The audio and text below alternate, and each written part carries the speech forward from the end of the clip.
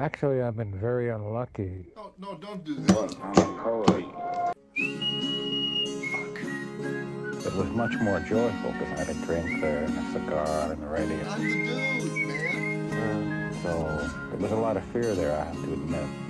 You got the wrong guy. I'm the dude. There and a cigar and a radio. It was a better job. Nobody calls me Lebowski. Olá, olá! No programa de hoje teremos o prazer de entrevistar o educador, biólogo, vegano, divulgador científico, além de músico e cinéfilo nas horas vagas. Suas áreas de atuação incluem a educação, o meio ambiente e o desenvolvimento. Recentemente, ele começou a divulgar vídeos curtos em seu Instagram sobre assuntos relacionados à ciência e, mais especificamente, à biologia, onde possui centenas de horas dedicadas ao tema. Um tema que nos dias de hoje ganhou notoriedade e passou a valer ouro. Afinal, estamos no meio da maior pandemia de nossas vidas. E para nos ajudar a entendermos melhor todo esse caos que está acontecendo, recebemos agora Gustavo Halfing. Seja bem-vindo, Gustavo, e lembrando que, por motivos óbvios, estamos gravando esse programa em modo remoto, cada um na sua casa, respeitando suas respectivas quarentenas. É isso aí, seja bem-vindo, Guga.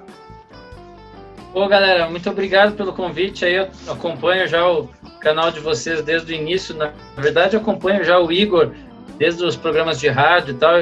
Então, estou muito lisonjeado aí com o convite aí. E como eu estou atuando na divulgação científica, fico feliz aqui com o convite. Ótimo. É um prazer também para a gente aqui receber você, tá, Guga? Enfim, eu tenho uma pergunta para você, já para a gente iniciar o programa, que é o seguinte. Bem, enfim, o vírus começou lá no dia 31 de dezembro, né? Lá na China, que a China informou a OMS sobre a pandemia, lá, misteriosa, lá em Wuhan. Eles não sabiam ainda. Daí, já no dia 1º, né, a China fecha aquele mercado lá de Wuhan, porque eles calcularam que ali que foi o ápice ali, de onde se originou o vírus, né? No dia 9, os chineses divulgam, né, que é um genoma do vírus, o genoma do vírus é um coronavírus semelhante ao SARS e o da MERS. Isso já no dia 9 de janeiro. No dia 11 já tem a primeira morte na China, já 3 meses depois, 150 mil mortes, né, que agora, né, 150 mil mortes. Dia 21 caiu no mundo. Dia 27 a Alemanha já informa já suas primeiras mortes e tal, né, e dia 30 a emergência global. Bem, nesse retrospecto aí, você pode informar alguma coisa mais sobre a origem do vírus? Porque até a China agora está duvidando que a origem tenha sido mesmo lá naquele mercado. Qual que é a tua teoria? Então, na verdade, assim, eu tenho algumas teorias aqui que eu tenho analisado para tentar trazer essas informações, né?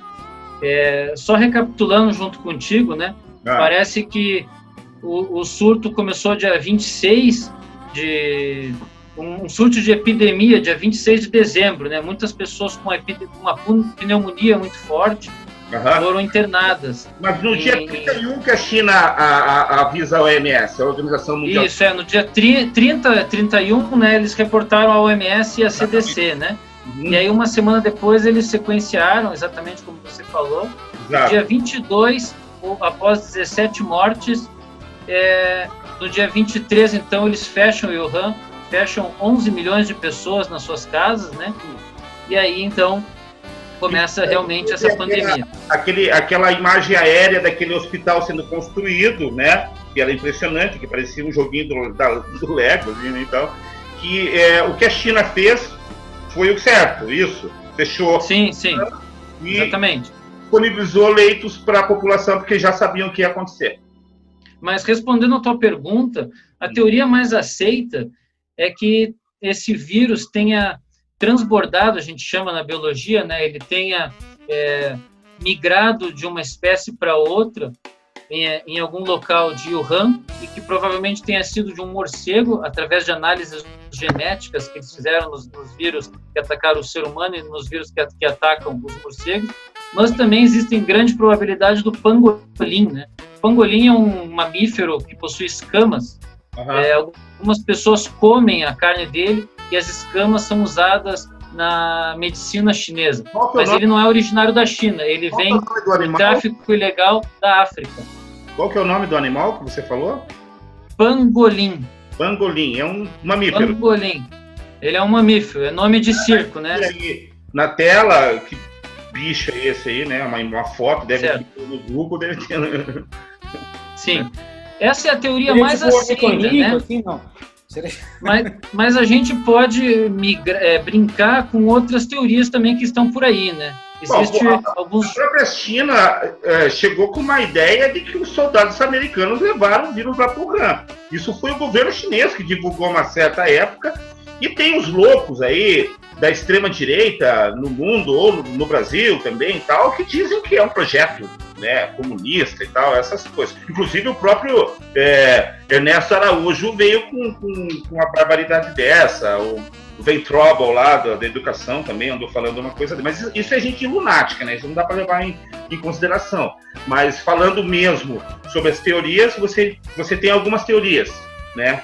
Isso, além dessa teoria que é a mais aceita, né, que os artigos científicos têm analisado, tem uma outra ideia que alguns jornalistas investigativos estão analisando, que é o seguinte: o ministro das Relações Exteriores da China contestou por que os Estados Unidos, em agosto de 2019, fechou o Fort Detrick, um laboratório de armas biológicas, sem dar satisfação para ninguém. Além do que ele questionou quem é o paciente zero nos Estados Unidos, porque na China eles identificaram com grande probabilidade os pacientes zeros, que seriam os primeiros infectados, correto? Então, só que essa informação o Trump não vai dar, obviamente, né? Então esses jornalistas, o que eles fizeram? Eles começaram a tentar juntar as peças, e qual é o panorama que eles chegaram? Seria assim, ó. Em agosto, se fechou um laboratório de armas biológicas chamado Fort Detrick, onde 300 militares treinavam próximo desse laboratório. Esses militares foram em dia 18 de outubro, foram jogar os Jogos Militares Mundiais em Wuhan. Wuhan, exatamente. Dia 25 de outubro, 5 militares foram internados com uma febre muito alta. E eles ficaram todos hospedados em um hotel muito próximo desse mercado de pescados, mercado de molhados, que eles chamam lá, né? E 42 empregados do hotel também tiveram Covid-19. Além disso, houve também um evento chamado Event 201 em Nova York, dia 18 de outubro, que foi um ensaio-simulação de uma pandemia mundial por um coronavírus. Então, olha só que curioso isso. Esse ensaio-simulação foi patrocinado pela Fundação Bill Gates, pela CIA, pelo Fórum Econômico Mundial, pelo John Hopkins, né, Instituto John Hopkins, e pela ONU. Então, existem algumas peças nessa história um pouco nebulosas. Só nata aí, né? Só nata da manipulação mundial, né? Estava presente no financiamento desse esquema aí, pelo jeito. Desse evento simulação. Então fica esse questionamento, né? Só que agora, Marcos e Igor, saiu uma informação desses jornalistas mais sinistra ainda, porque parece que a ABC News, que é um jornal dos Estados Unidos, informado pelo Centro Nacional de Informações Médicas, o ENCMI, que os Estados Unidos tinham informações de que havia um vírus em Wuhan em novembro de 2019. E agora, como é que eles sabiam que existia um vírus em novembro se os casos começaram em dezembro? Eu entendo. E aí a China descobriu o seu paciente zero dia 17 de novembro. Então, como que... você está dizendo, então, que os americanos, eles contaminaram, através desses soldados atletas, aí, isso? Contaminaram algumas pessoas lá em Wuhan durante o tempo que eles estiveram ali e tal, que eles já estavam com o vírus, e ali, vamos dizer assim, começou a atuação do vírus no mundo, mas que na verdade saiu dos Estados Unidos, isso? O vírus? Como assim? Não é nada comprovado exatamente, né? São fatos que os caras vão conectando, certo? Mas e parece que seria assim, ó. Esses militares se contaminaram de alguma forma e foram ter os sintomas só em Wuhan. Confirma? Entendo. Lembrando que eram militares que não tinham histórico de atletas, eles eram atletas. Não, é que assim, cara, acontece o seguinte, por que esses militares fizeram isso, né? No caso, foi acidental, então. Digamos, eles se contaminaram. Parece que sim. Foi acidental. Tá, beleza. E de onde surgiu? Surgiu, então, dos Estados Unidos. Daí surgiu, no caso, num laboratório ou eles transaram com os macacos americanos? Não, aí que tá. A origem, exatamente, né? Aí, assim, se esse vírus foi isolado de algum animal e estava sendo trabalhado nesse laboratório e houve algum vazamento, aí é especulação. Sim, exatamente. Né? Porque ali a teoria chinesa do mercado de Wuhan, né? Do mercado de Wuhan é mais lógica, até então. Né? E a maioria dos vírus saem lá da região asiática, né? Normalmente o SARS lá, a gripe suína e tal, salvo a gripe espanhola, que ela realmente saiu dos Estados Unidos. A gripe espanhola, ela saiu, eu acho que vai aparecer aí na tela aí para vocês aí, de onde surgiu exatamente, da região que surgiu o N1 lá, que foi a gripe espanhola, né? Então, surgiu em território americano e foi para os frontes lá de guerra europeus, né?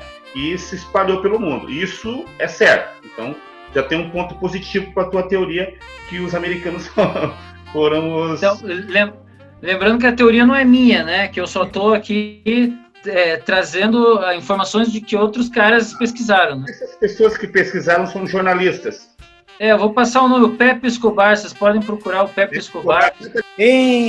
Gustavo, e a outra teoria, né, tem a ver com aquela questão do 5G, né, da implementação dessa nova tecnologia, que eu confesso que eu ouvi a primeira vez essa história, achei meio absurda, mas depois eu vi uma palestra com esse cara que eu acho que você vai citar até, que ele conta toda a história, né, das outras pandemias que houveram no mundo e que tinham a ver com a implementação de novas tecnologias, né?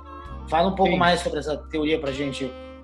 Então, cara, essa pra mim é a menos aceita, né? Porque o que ele alega, né? Ele alega que toda vez que o ser humano criou algum aparelho tecnológico que emite a radiação, isso de alguma forma estressou nossas células e as nossas células exocitaram, excretaram substâncias que seriam os vírus. Então, assim, na biologia isso não é comprovado e eu conversei, por incrível que pareça, hoje com um técnico de uma operadora da Vivo e ele me explicou que tanto faz se é 5G ou 4G, a onda é a mesma, né? O que muda é uma frequência. Então ele falou que para mim que as antenas e o celular são passíveis de nos causar cânceres, mas o 5G ou 4G é indiferente. Foi essa informação que ele me trouxe. Mas a teoria existe. Eu ouvi falar, eu entendi que os animais, cada tecnologia tem uma frequência específica e os animais eles estão acostumados a tais frequências na natureza. E aí quando entra uma frequência nova de uma tecnologia, esses animais começam a sofrer com isso. E aí eles precisam criar uma nova frequência, isso que eu entendi, não sei. E aí nessa que acaba surgindo o vírus. E aí eu queria que você explicasse porque eu não sou biólogo, não sei né, a questão técnica disso. Então, a questão técnica ela não é comprovada, né? É mais ou menos isso mesmo, assim. A célula sofre um estresse devido a uma diferente frequência de onda e excretaria uma substância tóxica para ela em formato de um vírus, entende? Mas assim... E aí o que aparece? Apareceram caras já falando que se você vibrar na frequência positiva, você mata o vírus. Se você vibrar no ódio, você recebe o vírus, entende? É.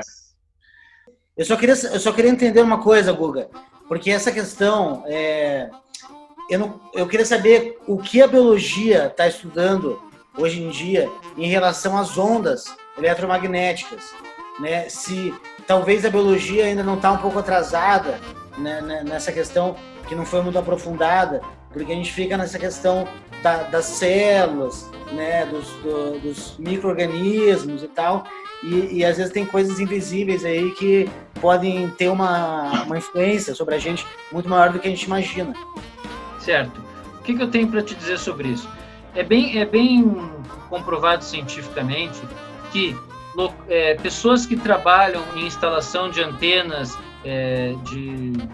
de celulares, esse tipo de coisa, ou quem usa muito o celular, depois de 12 anos usando, existe uma probabilidade do aumento do câncer. O câncer é uma mutação na sua célula e ela cresce desenfreadamente. Agora, relacionar isso com o surgimento de um vírus é algo que não tem nenhum comprovamento científico para isso. Sim, não comporta lógica também, né? Porque não tem como... Não, mas a lógica segundo esse que tem a ver com radiação, não com vírus, é outra coisa, né? Mas a lógica dele é analisar historicamente as outras pandemias, né? Com o surgimento das ondas de rádio, depois com as ondas de radar, né? E agora com as ondas celular, né? Então, é uma questão mais histórica mesmo, de observação, né? Mas talvez seja só uma coincidência. Enfim, então, sobre as vacinas, Guga, você fez aqui um interessante aqui que você fez. Eu vou até repetir o que você escreveu aqui. Vacinas. Quando, né? Vai responder para mim quando, como vai ser feito, quando vai ser produzido, se daqui 7 meses, 8 meses, como estão dizendo, 5 meses alguma. A Inglaterra diz que desenvolveu uma vacina para os ingleses. O Brasil aí diz que estava estudando sobre aquele lance lá do sangue coagulado lá, não sei. Né? O Trump fala que é só botar detergente na detergente e tal. Tá. Quando vamos, né, que vai ter essa vacina, se vai ser daqui 5, 6 meses, 7 meses, 1 ano. Como que vão fazer essas vacinas? Será obrigatório, né? Haverá para todo mundo. Bill Gates, por trás das vacinas, existe remédio? E a cloroquina? Cadê a cloroquina? Todo mundo fala da cloroquina, acabou a cloroquina, né? E aquele discurso lá do Marcos Pontes, o que foi aquilo? Eu quero que você responda também sobre aquele discurso, porque eu não entendi nada. Ele falou que tinha lá uma parada e daí sumiu o Marcos Pontes, né? Daí também a Rota da Seda da Saúde, né? Então tá, recapitulando, né? Quando será obrigatório, haverá para todo mundo, Bill Gates por trás das vacinas, existe remédio, e a cloroquina, né, caralho? Rota da Seda da Saúde, enfim, essas são as fotos da questão das vacinas. O microfone está para você, meu querido. Tire o ranho da cara. Vamos lá. Eu vou pegar uma cerveja enquanto isso. Como é que se faz uma vacina? A vacina você injeta um pedaço do vírus ou o vírus inativado dentro de você e aí você vai ser estimulado a produzir anticorpos para ela, correto? Para se fazer uma vacina, a média de tempo é 10 anos. Por quê? Porque primeiro você cria uma vacina quimicamente, depois você faz testes em animais, depois você passa para a fase 1, onde você testa em 10 pessoas, depois daí se deu certo, você testa em 100 pessoas, aí se der certo, você testa em 1000 pessoas, e aí depois disso tem a logística toda de produção e distribuição. Então veja que é uma coisa nada simples, certo? Então assim, como eu falei, trabalho, né? A média é 10 anos. A da ebola eles fizeram em 5 anos. Agora os caras estão dizendo aí, ó, o pessoal da empresa farmacêutica Moderna e da Big Pharma estão dizendo que vai ser em 18 meses. Fica engraçado que perguntaram... Você tem certeza disso? Pô, então, perguntaram pro dono da empresa, o CEO lá, e aí, vai dar certo essa vacina? Daí ele respondeu assim, absolutely. E aí me lembrou o filme Eu Sou a Lenda, onde perguntam pro cara que tá fazendo uma vacina contra o câncer, e vai dar certo? O cara fala, absolutely. E aí parece um monte de zumbi andando pela cidade, assim, é uma sabe? boa dica de cinema aí pra quem não assistiu, Eu Sou a Lenda, aquele filme com o Will Smith, que tá no Netflix, que é muito bom, cara. É um dos melhores filmes que eu vi. Tá no Netflix? Eu não sabia. Hã? Tá no Netflix? Eu não sabia. Eu Sou a Lenda, tá no Netflix. É muito bom esse filme. Vai, continua. Então você falou quando, então, é difícil. Então, assim, em 18 meses eles estão prometendo, né? Mas eu, pela minha pouca experiência em biologia, pelo conhecimento que eu tenho, eu acho bem difícil fazer em tão pouco tempo. Tá. Apesar de que tem uma técnica nova aí da vacina genética. Sim. Né? Que eu não sei se vocês querem que eu explique, posso explicar também. Eu ia perguntar sobre isso. E aí é o seguinte, né? O Bill Gates, por exemplo, né, ele está investindo em 7 vacinas. Sim. Porque ele tem um interesse que a vacina seja obrigatória no planeta. Por que ele tem esse interesse? É difícil, né? A questão da vacina, porque lá tudo é pago. Então você não é como um SUS aqui do Brasil. Então lá as pessoas, para terem a vacina, vão ter que comprar. Isso? Exato. A vacina parece que vai sair por $150. Né? O dólar agora está 5,60. Daqui a pouco vai estar R$7, entendeu? Então, isso é complicado, mas essa é outra questão. Tá. O que acontece com a questão do Bill Gates, que é muito interessante? Ele é um investidor em 7 vacinas no mundo e ele é um dos grandes organizadores do evento ID 2020. O que é o ID 2020? Organizado pelo Bill Gates, pela OMS e pela Big Pharma. Veja que nós temos aí grandes nomes, né, do sistema capitalista mundial, né? Eles querem criar uma plataforma eletrônica onde, através de uma vacina, será injetado um chip, onde você vai fazer compras, você vai ser monitorado, a sua saúde, tudo por esse chip, com essa vacina obrigatória. Do apocalipse lá, né? Do evangélico lá pro fim do mundo, cara. Tem essa história dos evangélicos. Mas isso é fato. Veja só, Marcos, isso que eu tô falando é fato, porque você pode entrar no site da ID 2020. Não, sim, eu só tô eles vão fazer uma loucura. E eles vão fazer os testes em Bangladesh. E parece que eles estão querendo acelerar essa vacina para iniciar logo esses testes. Agora, a outra pergunta que você me faz é: como é que vai ser distribuída essa vacina? Essa é uma pergunta que eu também faço, né? Como é que você vai produzir?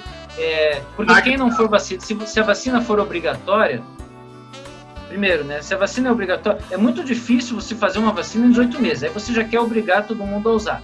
E daí você vai ter que a galera que não toma vacina nenhuma porque diz que o governo está manipulando as pessoas através da vacina também, né? Que a maioria tem isso. Convenhamos.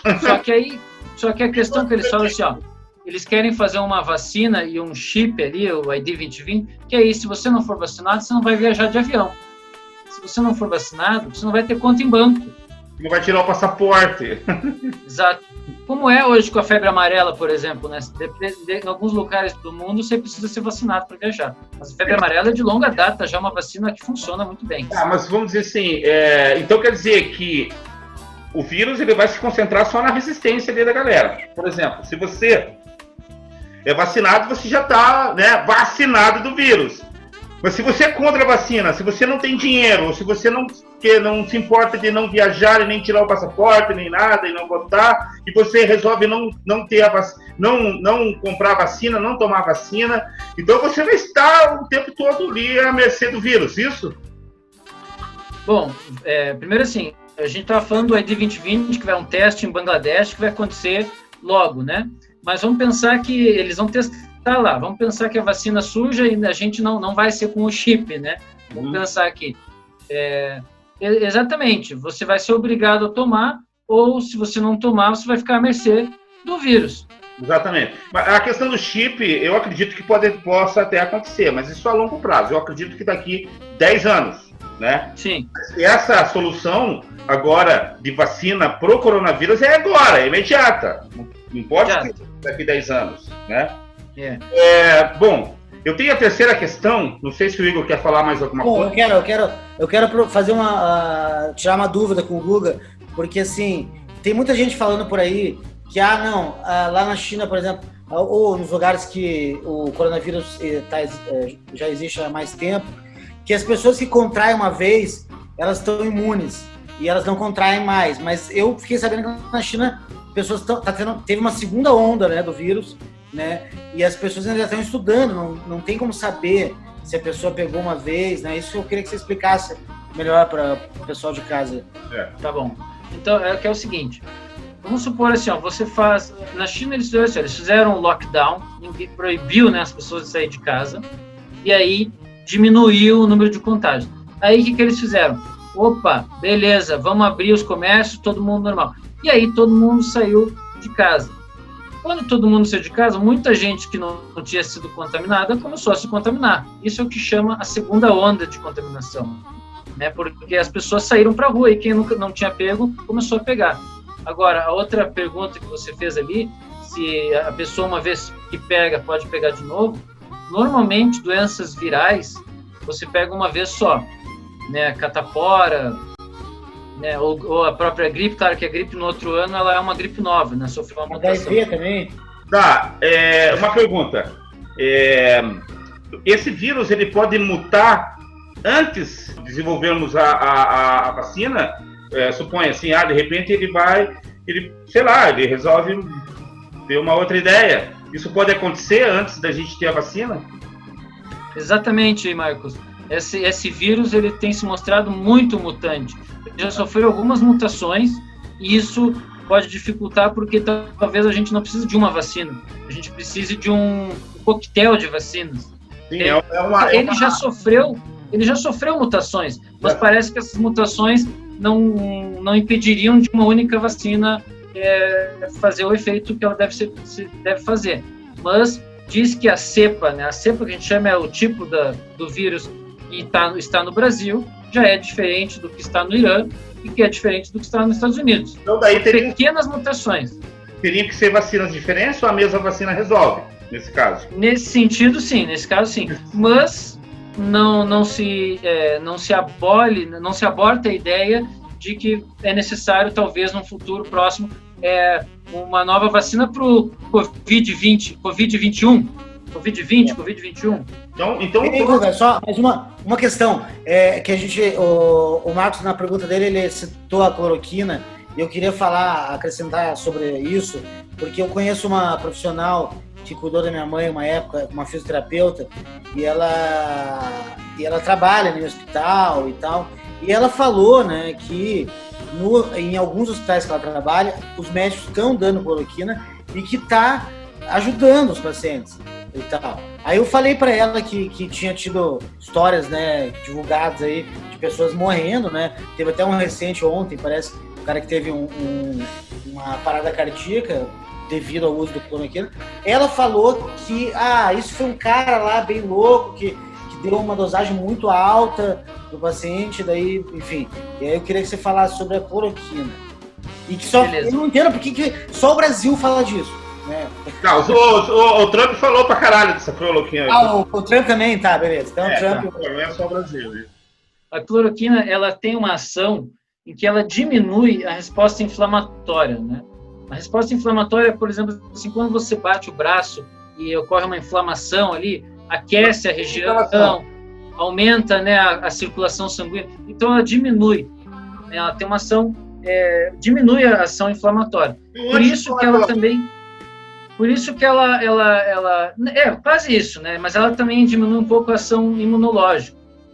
Por isso que ela é usada, por exemplo, para doenças autoimunes como a lúpus, né, quem tem lúpus, que é uma doença autoimune, toma cloroquina. E a cloroquina é desde 1938 que ela foi criada e se usa muito. O que acontece? Quando o vírus ataca, o vírus que causa a Covid-19 ataca o pulmão, a resposta inflamatória do pulmão é muito grande, a resposta imunológica também é muito grande. O que acontece? Esquenta muito o pulmão, começa a aumentar a circulação sanguínea e passa a entrar água no pulmão. E água no pulmão, você não consegue respirar. Esses são os sintomas da Covid-19 é a dificuldade de respirar porque você está com água no pulmão. Então, pensando dessa forma, o uso da cloroquina diminui essa ação imunológica do corpo e ajuda. Em muitos casos ajudou o pesquisador francês, que primeiro a falar dela, Didier Raoult, ele testou em 20 e poucas pessoas, deu certo. Depois os chineses testaram em fevereiro em 60 pessoas. Beleza também, melhorou muito.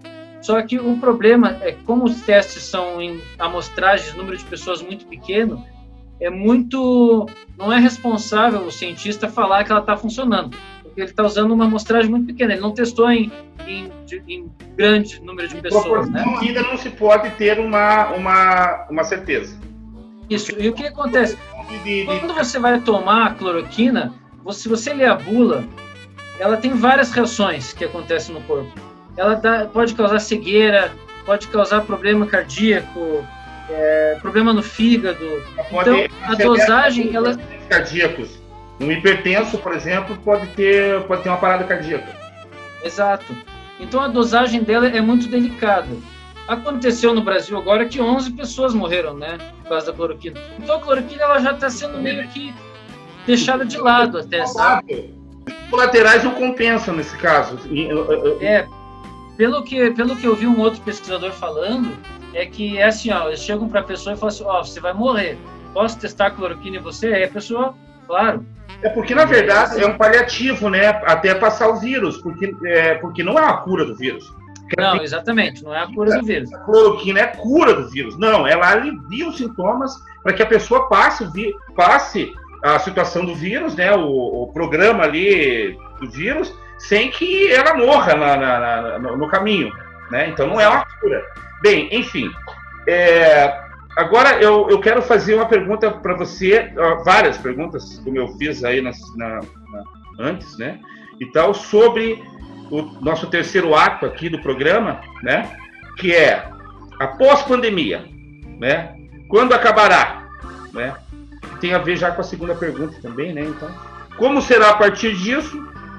E a China vai ultrapassar os Estados Unidos no quesito economia? Você não quer que eu fale antes da Rota da Seda? Isso, vamos fazer o seguinte. Fale da Rota da Seda e depois já fale da pós-pandemia, beleza? Tá, beleza. Então, essa questão da Rota da Seda da Saúde é um programa que os chineses começaram em 2017, junto com alguns países europeus. Eles querem criar uma conexão sanitária pan-eurasiana, né? Conectando parte da Ásia, parte da Europa, né, e criar um sistema único de saúde, seria assim. Uhum. E o que aconteceu com essa pandemia? Né? Isso é um pós-pandemia. Eles começaram em 2017 esse plano, né? Mas agora com a pandemia, eles estão ajudando 89 países, né? Tanto com doações como com venda de materiais e exportação de médicos, junto com a China, com Cuba também, né?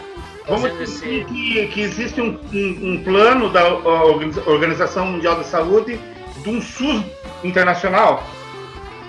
É que não é da OMS, né? É um plano chinês, né? Mas os chineses vão usar a OMS como instrumento para pavimentar esse plano, não? Os chineses vão fabricar os remédios? Então, pode ser que use a OMS, mas essa informação eu não tenho. Você sabe que os Estados Unidos rompeu com a Organização Mundial da Saúde, né? Então provavelmente a China vai se coligar. Não, exatamente, mas abriu espaço para os chineses também agirem, porque na verdade os chineses, economicamente, vamos dizer assim, eles menos vão sofrer nessa pandemia, porque eles, independentemente do vírus ter surgido lá no país deles, eles tiveram a iniciativa de já tomar as providências, que agora zerou praticamente o número, zerou, né, porque não teve mortes mais na China com relação ao vírus. Então, provavelmente a China queira, obviamente que a China quer mesmo ser protagonista no cenário mundial com relação a todas as coisas, como os Estados Unidos é hoje em dia, né? Entendi. Então, vamos lá. Sobre o futuro, né? Parece que as coisas não vão ser mais como antes, né? Porque, pelo jeito, pelas projeções... Exatamente.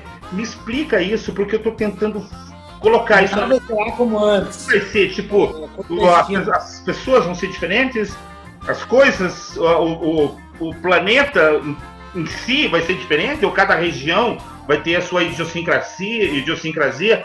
Como é que vai ser? Me explique certinho esse troço, que eu não entendi. Tá. Então, assim, ó, pelas projeções científicas, parece que a gente vai ter que fazer quarentenas intermitentes, né? Fazer um pouco, daí volta, até 2022.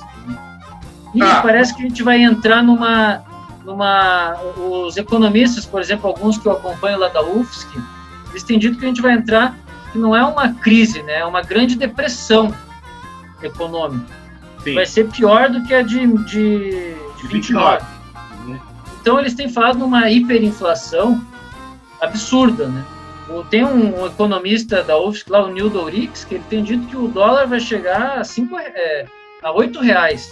Então é estocar comida mesmo. O negócio é estocar comida o máximo que puder para evitar essa inflação, superinflação que está para vir na pós-pandemia. É isso? Eles não chamam nem de superinflação, né, Igor? Eles chamam de hiperinflação, né? E aí parece que a gente vai entrar num processo meio de... um processo meio de desglobalização. Por quê? Porque primeiro que os serviços eles vão começar a diminuir muito, né? Esse ramo econômico de serviços, de lojas físicas, de vendedor físico ali, isso parece que vai diminuir bastante. O número de viagens aéreas também vai diminuir, vai ficar muito restrito, as pessoas vão ter que viajar de máscara e poucas pessoas no avião. Então parece que a gente vai entrar num processo de desglobalização, certo? Então quer dizer que eu fiquei sabendo, através daí de uns teóricos da conspiração, porque eu gosto de visitar também esse ramo de informação, que a galera não está falando a verdade, nem a Organização Mundial de Saúde, nem os americanos, nem os chineses, que estão protelando a verdade, que a verdade mesmo é que teremos 3 anos de quarentena para poder vencer esse vírus. Eu fiquei sabendo de 3 anos em casa, para poder acabar com o vírus. Então, como eu falei ali, tem um artigo, né, que eles fizeram uma projeção que, se não tiver vacina, a gente vai ficar fazendo quarentenas intermitentes até 2022 para o vírus desaparecer em 2024. Mas o vírus consegue desaparecer sem a vacina? Então, aí que tá. Se todo mundo pegou e o vírus não sofreu uma mutação para surgir uma nova doença, em 2024 ninguém mais vai ficar doente com ele. Então, beleza. Então, tem que todo mundo pegar, nesse caminho de todo mundo pegar, as pessoas fragilizadas vão morrer. Sim, exatamente. Tem esse problema. Aquele negócio, as pessoas vão morrer, independente de qualquer coisa. Se não houver a vacina, a única solução é realmente todo mundo pegar o vírus e torcer para que ele não sofra mutação e a gente não fique nesse looping para sempre.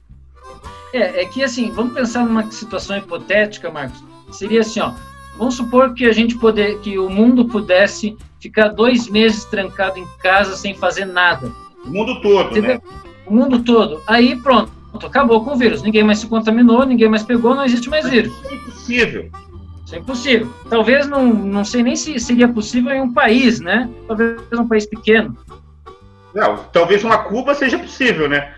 E isso com, vamos dizer assim, com estratégia. Já criadas, vamos dizer assim. Eu acho que uma Cuba não, mas uma Ilha do Mel talvez. Não. Porque você vai ter que manter essas pessoas em casa e manter serviços como iluminação, energia elétrica, as pessoas vão ter que comer, então, né, vão ter que cagar, então é impossível. Na verdade, acho que nem para um país pequeno é possível um negócio disso, né? Então, assim, a própria quarentena no Brasil, né, ela foi muito, até o momento aí, foi muito muito fake, né? A gente pode dizer. Porque você acha que a agroindústria parou? Legal, né? Você acha que a indústria moveleira parou? Você acha que a indústria de metalúrgicos parou? Ninguém parou. Eu estava vendo o Reinaldo Azevedo lá ontem, não sei. Ele falou que não tinha esse negócio de quarentena no Brasil. Tem distanciamento social. Quarentena teve lá em Wuhan. Teve quarentena. Quarentena teve na Itália, quando o bicho pegou. Né? Diz que aqui no Brasil não tem. Aqui eles não estão prendendo ninguém na rua. Né? Claro, teve aquelas situações lá daquele povo louco lá do Bolsonaro, né? Mas é diferente. O cara estava numa praça lá que não podia entrar na praça. Né? Daí é uma coisa já da sua cidade. Né? Mas o Brasil... Aqui no Brasil tá rolando uma coisa assim, né?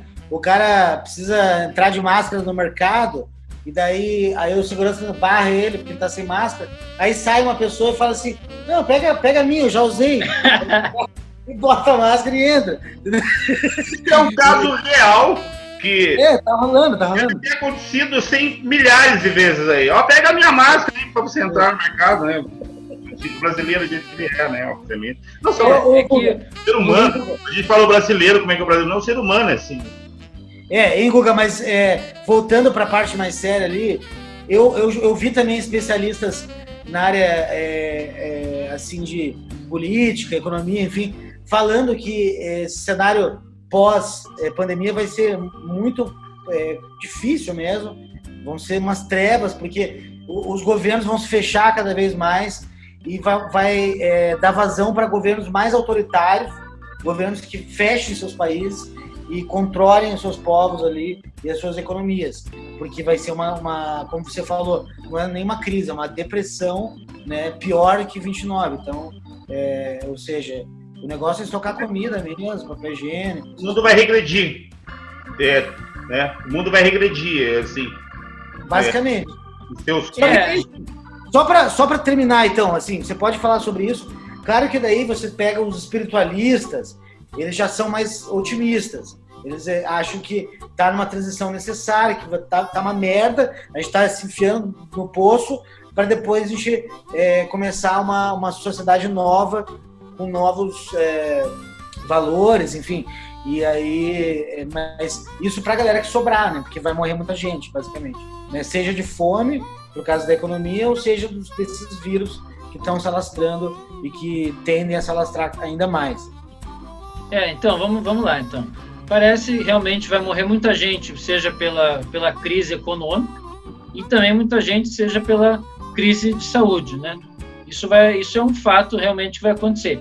Teve uma economista, De Bolle, que é doutora em crises financeiras, que foi no Roda Viva, que ela falou que as medidas econômicas adotadas pelo Paulo Guedes são extremamente antiquadas e que isso vai fazer com que a crise no Brasil dure aproximadamente 10 anos, que era para durar uns 4, 5 anos. Porque na crise de 29 durou até 1934, então foram 4 anos de crise intensa. Então esse é um grande problema. Agora, tem um problema também dessa guerra híbrida que está acontecendo, que está fervosa entre a China e os Estados Unidos. Porque a pergunta que o Marcos fez antes foi: a China vai passar? Sim, a China vai passar os Estados Unidos no PIB, que era para ser em 2030, vai ser em 2020. Agora, como os Estados Unidos não está aceitando isso, ele está fazendo uma guerra ideológica. Sim. Né? Que é essa famosa guerra híbrida, né? Não é só uma guerra econômica, mas é uma guerra híbrida, falando que a China criou o vírus. Que o Brasil faz coro com ele, inclusive, né? Para vocês terem uma ideia, os dois partidos lá dos Estados Unidos, o republicano e o... Como é que o democrata, é isso? Eles estão processando o governo chinês pedindo 1,3 trilhão de dólares por causa do surgimento da pandemia, entendeu? Só que aí a China responde assim, ó: se vocês vão nos processar para isso, que vocês não têm provas, eu vou falar com o Japão para processar vocês pelas bombas atômicas na Segunda Guerra, entendeu? Então tá uma disputa fervosa aí, cara. Você acha que a gente pode entrar num conflito armado? Não, acho que não. Acho que essa ideia de conflito armado, hoje em dia, os Estados Unidos não vai querer criar guerra com a China. Os Estados Unidos foi construído em cima de guerras, de pequenas e grandes guerras.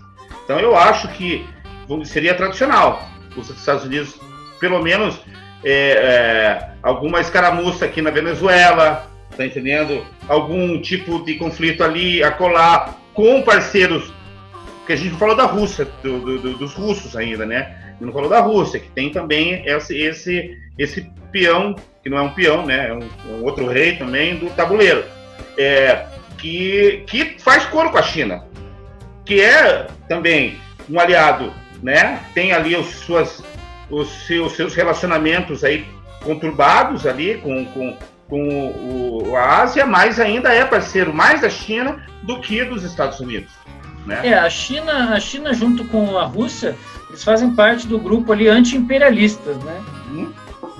Então, eles não são... Eu faço parte desse grupo aí. Não é só a China, eu também, o Igor, e eu acho que você também. Bem, claro.